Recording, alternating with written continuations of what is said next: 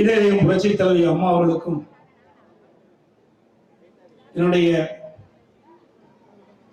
முதல் நன்றி கலந்த வணக்கத்தை தெரிவித்து மிக சிறப்பாக எழுச்சியாக திண்டமங்கலம் பகுதியிலே தைப்பொங்கல் நிகழ்ச்சி ஏற்பாடு செய்திருக்கின்ற அனைவருக்கும் என்னுடைய மனமார்ந்த நன்றியை தெரிவித்து இந்த தைப்பொங்கல் நிகழ்ச்சியிலே கலந்து கொண்டுள்ள அனைவருக்கும் இனிய புத்தாண்டு நல்வாழ்த்துக்கள், இனிய தைப்பொங்கல் நல்வாழ்த்துக்களை முதலிலே உரித்தாக்கி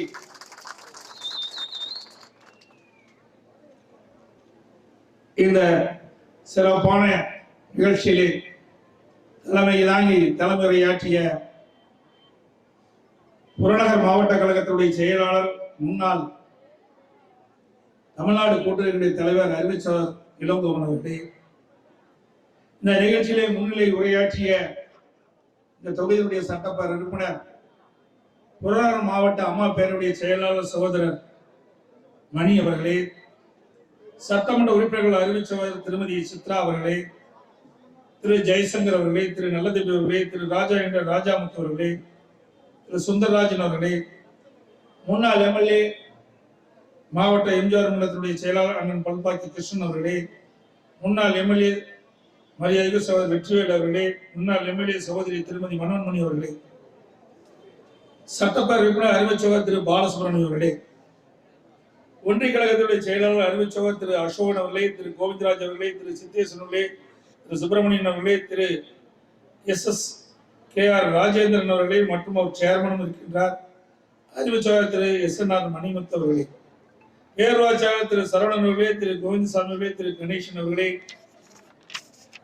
இந்த நிகழ்ச்சி சீரும் சிறப்போடு நடைபெறுவதற்கு உறுதுணையாக விளங்கிய சட்டமன்ற உறுப்பினர் உறுதுணையாக விளங்கிய ஒன்றிய உறுப்பினர் மரியாதைக்கு அண்ணன் PPS திரு பரமசிவம் அவர்களே, மாநில அம்மா பேரவை துணை செயலாளர் அறிவித்தவர் திரு P விக்னேஷ் அவர்களே, மாவட்ட விவசாயி பொருளாளர் முன்னாள் மாவட்ட கவுன்சிலர் அண்ணன் திரு பெரியசாமி அவர்களே, காடியாம்பட்டி சேர்மன் திருமதி மாரியம்மாள் ரவி அவர்களே, ஊராட்சி மன்ற திண்டமங்கலம் ஊராட்சி மன்ற தலைவர் மரியாதைக்கு திருமதி தினபாக்கியம் அவர்களே, அறிவிச்சர் வெங்கடாஜலம் அவர்களே மற்றும் இந்த நிகழ்ச்சியிலே பங்கு பெற்று சிறப்பித்துக் கொண்டிருக்கின்ற மேடையிலே வீட்டுக்கின்ற கழகத்துடைய முன்னோடி நிர்வாகிகளே, வாரியத்தை சிறப்பித்துக் கொண்டிருக்கின்ற ஒன்றிய கழக செயலாளர்கள், நகர கழக செயலாளர்களே, பேருக்கழக செயலாளர்களே,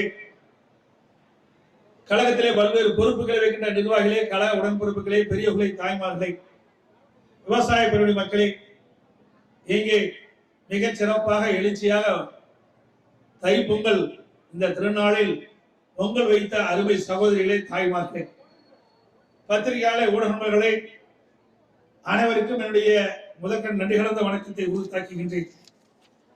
இங்கே கூட அருமை சகோதரர் இளங்கோவனர் அழகாக தெரிவித்தார்கள். இது விவசாய தொழிலாளிகள் உற்சாகமாக கொண்டாடக்கூடிய ஒரு திருவிழாவாக இருக்கின்றது இந்த தைப்பொங்கல் விழா. தை பிறந்தால் ஒளி பிறக்கும், அது நம்முடைய முன்னோருடைய பழமொழி.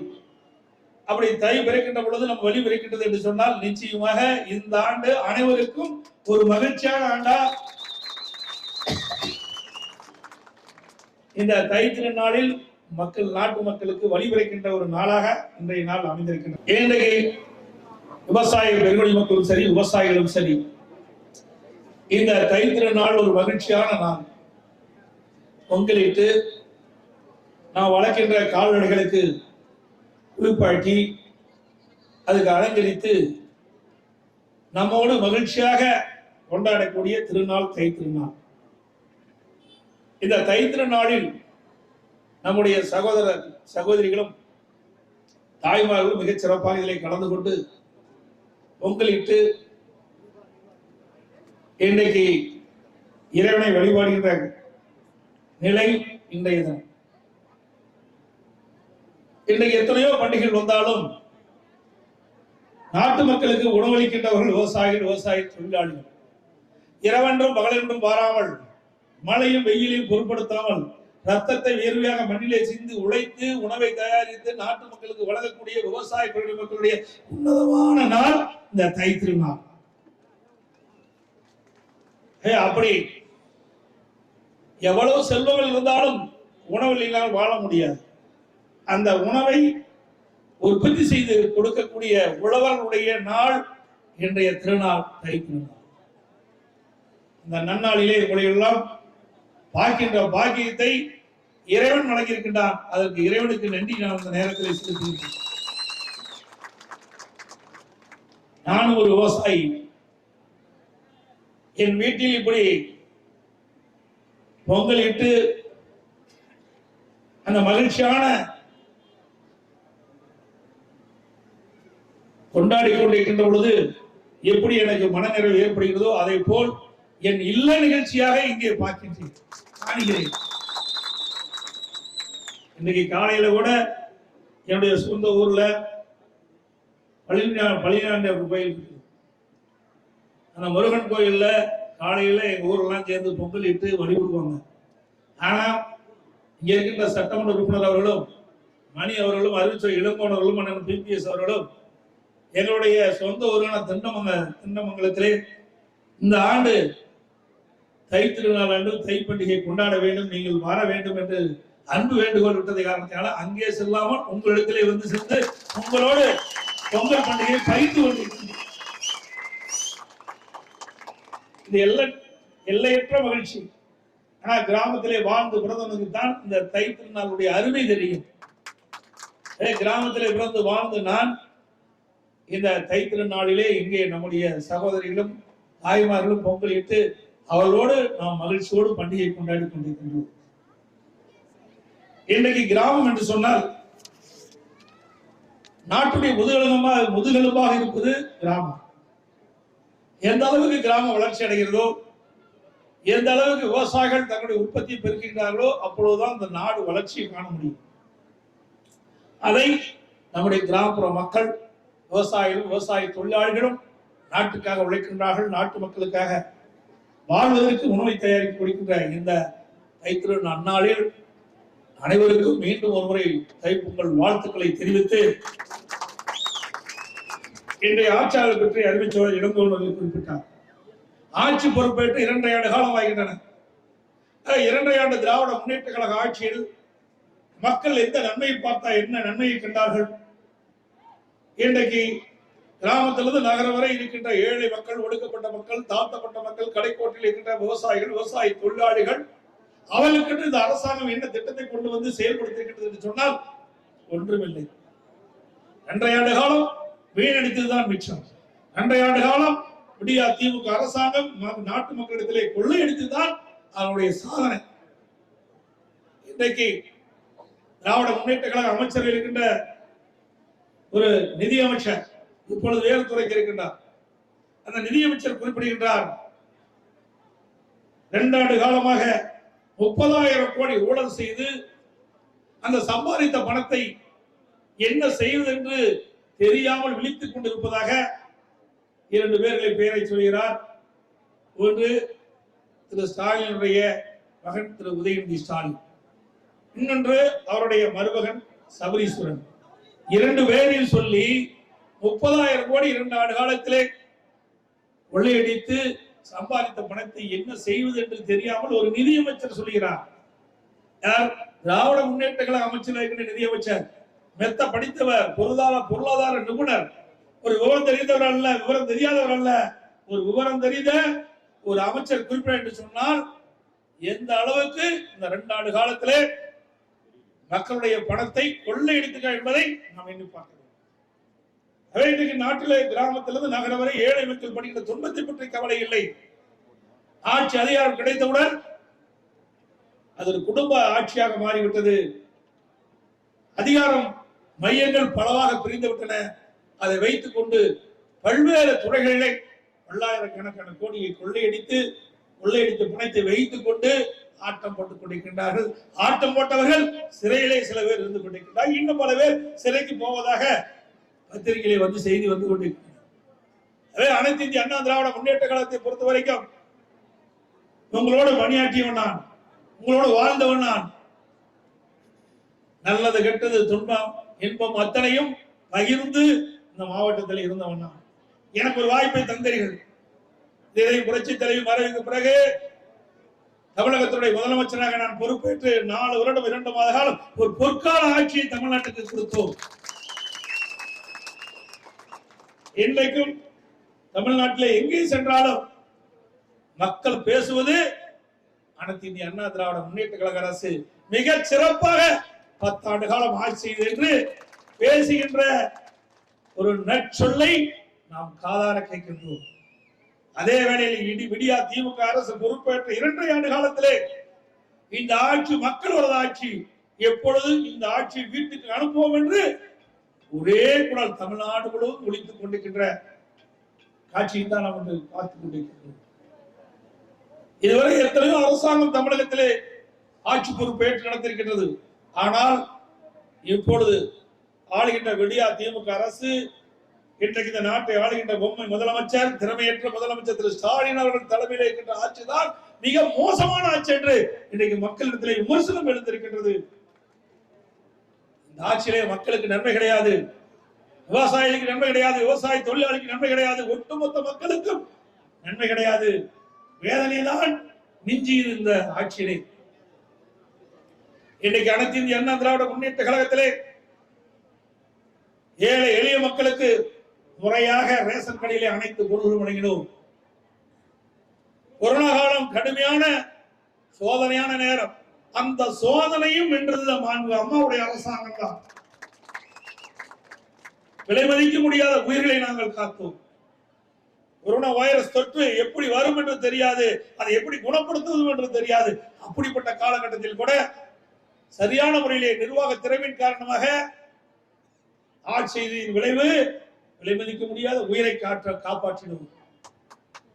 அதோடு கிராமத்திலிருந்து நகர வரை ஏழை எளிய மக்களுக்கு தங்குதடை இல்லாமல் அவர்கள் உணவு அளிக்க வேண்டும் என்ற அடிப்படையிலே நாள் ஒன்றுக்கு அம்மா உணவகத்திலே வயதானவர்களுக்கு, கர்ப்பிணி தாய்மார்களுக்கு, மாற்றுத் திறனாளிகளுக்கு பார்த்து வீடு சென்று அந்த காலகட்டத்திலே உணவளித்த அரசாங்கம் அம்மாவுடைய அரசாங்கம்.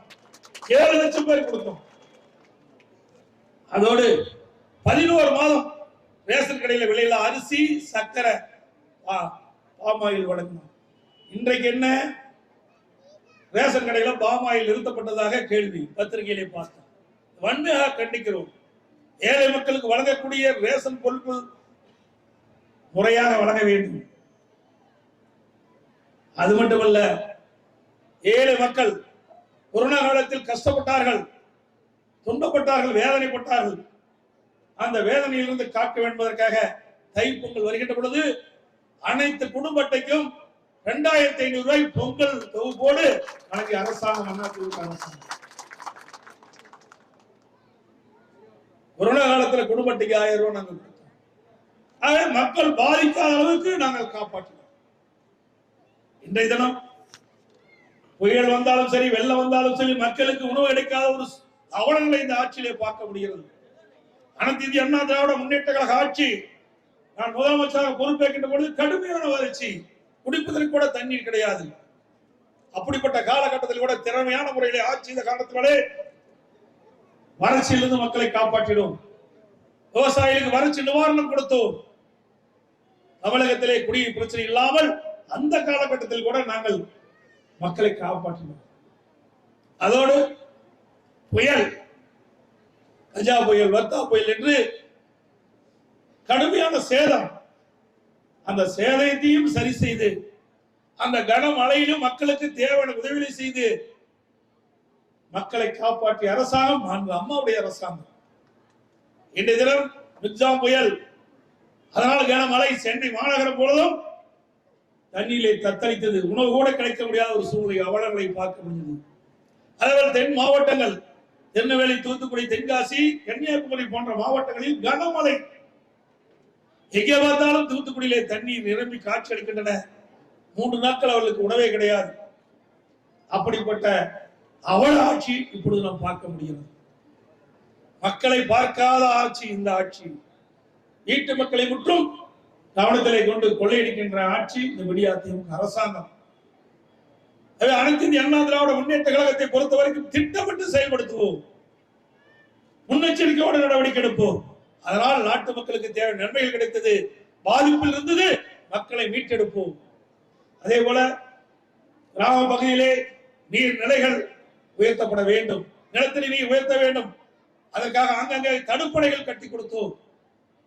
அதோடு குடிமராமத்து திட்டத்தின் மூலமாக அங்கங்க ஏரிகள், குளங்கள், குட்டைகள் தூர் வாரப்பட்டு அந்த தூர் வாரின்ற மண் விவசாயிகளுக்கு இலவசமாக கொடுத்த அரசாங்கம் அண்ணா திமுக அரசாங்கம்.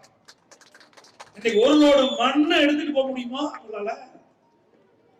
உங்க தோட்டத்துல இருந்து அடுத்த தோட்டத்தை எடுத்துட்டு போக முடியாது.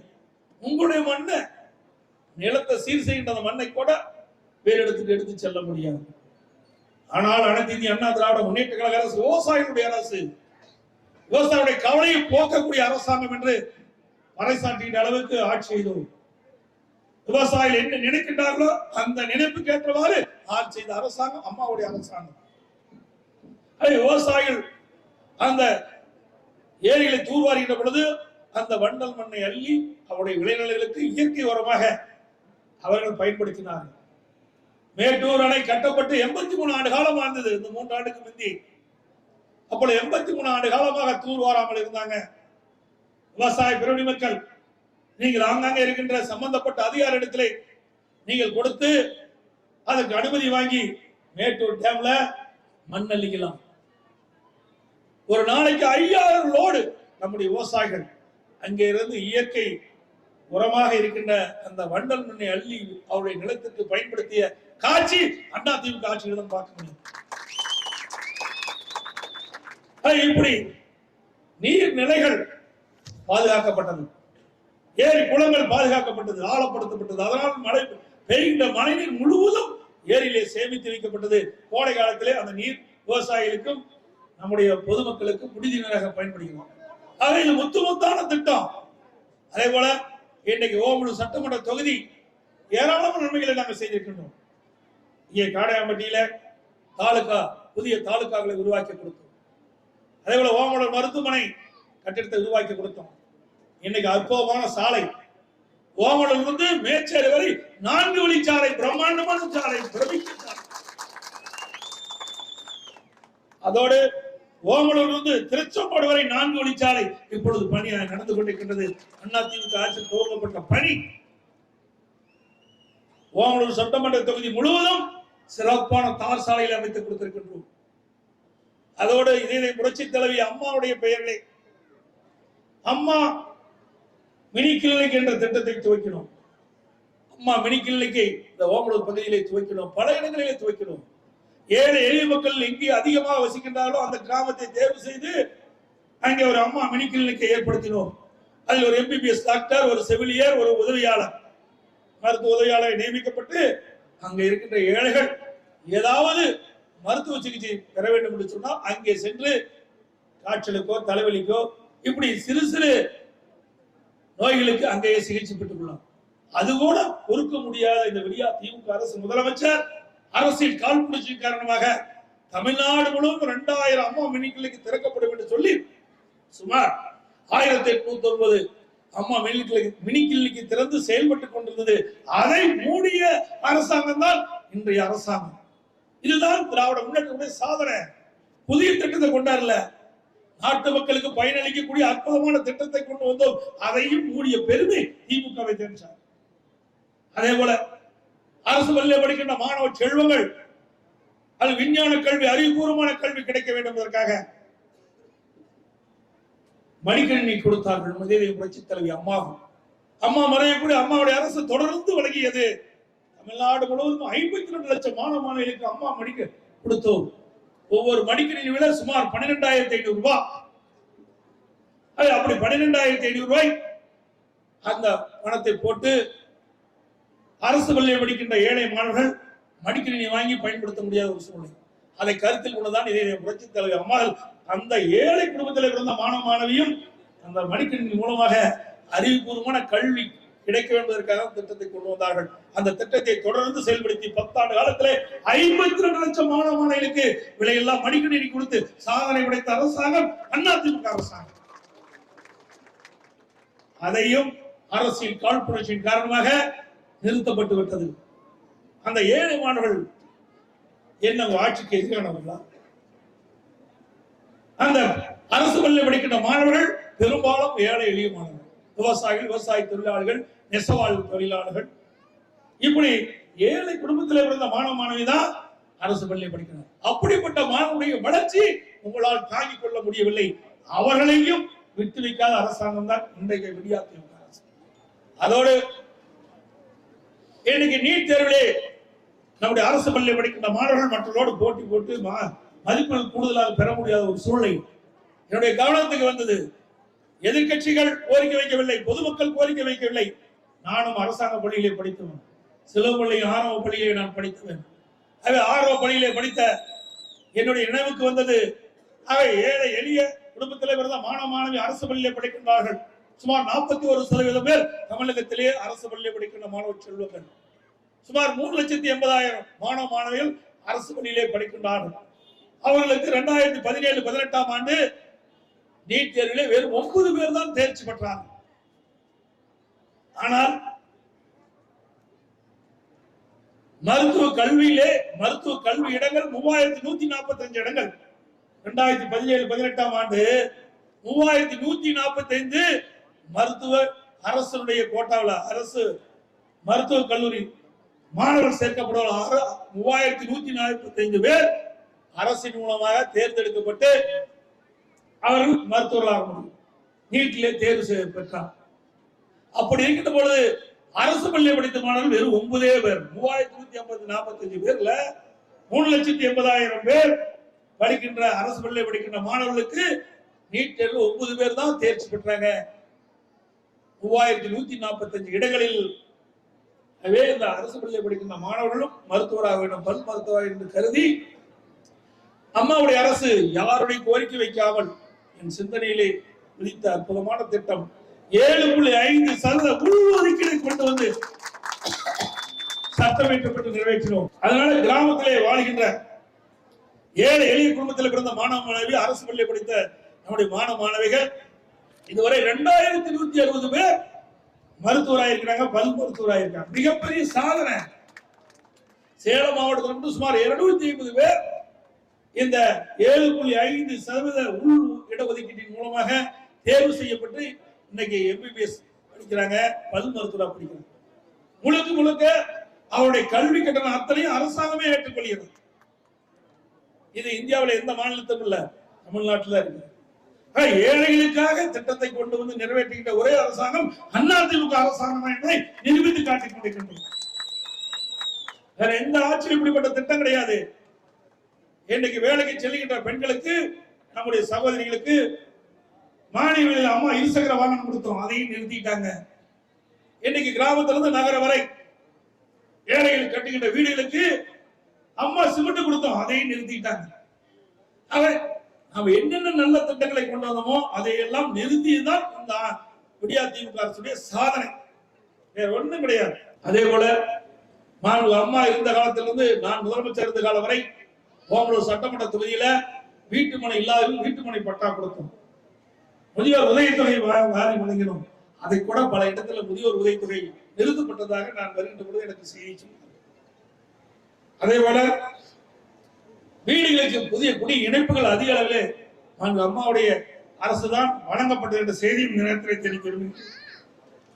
எல்லாவற்றுக்கும் மேலாக ஏழை விவசாய பெருங்குடி மக்கள் மிக சிறப்பாக மகிழ்ச்சியாக இன்றைக்கு தை பண்டிகையை நாம் கொண்டாடி கொண்டிருக்கின்றோம்.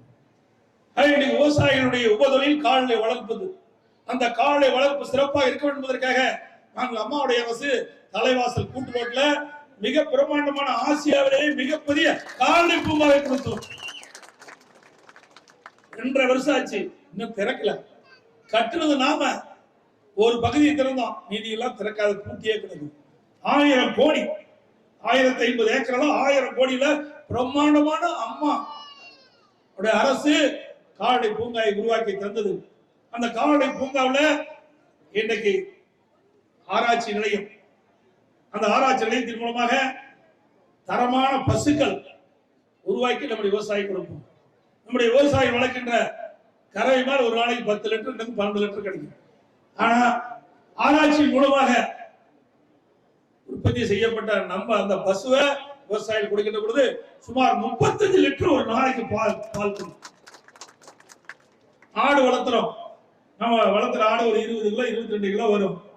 ஆனா ஆராய்ச்சி நிலையத்தின் மூலமாக உருவாக்கப்பட்ட அந்த ஆடுகள் விவசாயிகளுக்கு இலவசமாக கொடுக்கின்ற பொழுது அந்த ஆடு 50 கிலோ எடை வரை ஒரு ஆண்டில் கிடைக்கும். கோழி வளர்ப்பு, பன்றி வளர்ப்பு, மீன் வளர்ப்பு, இப்படி அந்த ஆராய்ச்சி நிலையத்தின் மூலமாக முழுக்க முழுக்க விவசாய தொழிலாளிகளுக்காக உருவாக்கப்பட்ட கால்நடை பூங்காவை இன்றைக்கு பூட்டி கிடக்கு. நான் வேதனை அளிக்கிறது. 1000 கோடி முடங்கி கிடைக்கின்றன. ஒரு திறமையான அரசாங்கம் என்று சொன்னால் இப்படி அற்புதமான திட்டத்தை நல்ல முறையில் பயன்படுத்தி அதன் மூலமாக விவசாயிகளுக்கும் விவசாய தொழிலாளிகளுக்கும் பொதுமக்களுக்கும் நன்மை கிடைக்கின்ற விதமாக செயல்படுகின்ற அரசாங்கம் ஒரு நல்ல அரசாங்கமாக இருக்கும். ஆனால் கொள்ளையடிப்பது ஒன்று மட்டும் குறிக்கோளாக செயல்பட்ட அரசு விடியா திமுக அரசு என்பதை நேரத்தில் சுட்டிக்காட்ட கடமைப்பட்டிருக்கின்றேன். அதே போல விவசாயிகளுடைய தொடக்க வேளாண்மை கடன் சங்கத்தில் வாங்கிய கடன் தள்ளுபடி செய்யப்பட்டது. இருமுறை ஒரே 5 ஆண்டுல தள்ளுபடி செய்த அரசாங்கம் அதிமுக அரசாங்கம். அப்படி பார்த்து பார்த்து கிராம மக்களுக்கு உதவி செய்த அரசாங்கம் அதிமுக அரசாங்கம் என்பதை இந்த நேரத்தில் தெரிவித்து வருகின்ற நாடாளுமன்ற தேர்தல் மிக மிக முக்கியமான தேர்தல்.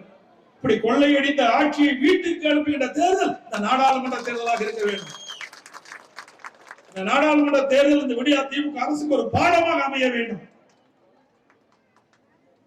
பாண்டிச்சேரி உட்பட தமிழகத்திலே 40 நாடாளுமன்றம் இருக்கின்றது. அந்த 40 நாடாளுமன்றம் அனைத்து இந்திய அண்ணா திராவிட முன்னேற்ற கழகம் அதிமுக தலைமையிலே அமைக்கப்படுகிற கூட்டணி வேட்பாளர் வெற்றி பெறுவதற்கு நாம் அத்தனை பேரும் பாடுபட வேண்டும். மக்கள் நம்முடைய கூட்டணியை ஆதரிக்க வேண்டும். மாபெரும் வெற்றியை தேடித்தர வேண்டும். அதே ஊழல் இருந்த அரசாங்கத்தை அகற்றுவதற்கு இது ஒரு மிகப்பெரிய சந்தர்ப்பம். அதே இந்த சந்தர்ப்பத்தை முழுமையான முறையிலே மக்கள் பயன்படுத்தி இந்த தைப்பண்டிகை எவ்வளவு மகிழ்ச்சியாக கொண்டாடுகிறோமோ அப்படி நம்முடைய வெற்றியை மகிழ்ச்சியாக கொண்டாடுகின்ற நேரம் வந்துவிட்டது. அது உங்கள் கையில் தான் இருக்கின்றது. சேலம் மாவட்டத்தை பொறுத்தவரைக்கும் அனைத்து இந்திய அண்ணா திராவிட முன்னேற்ற கழக கோட்டை.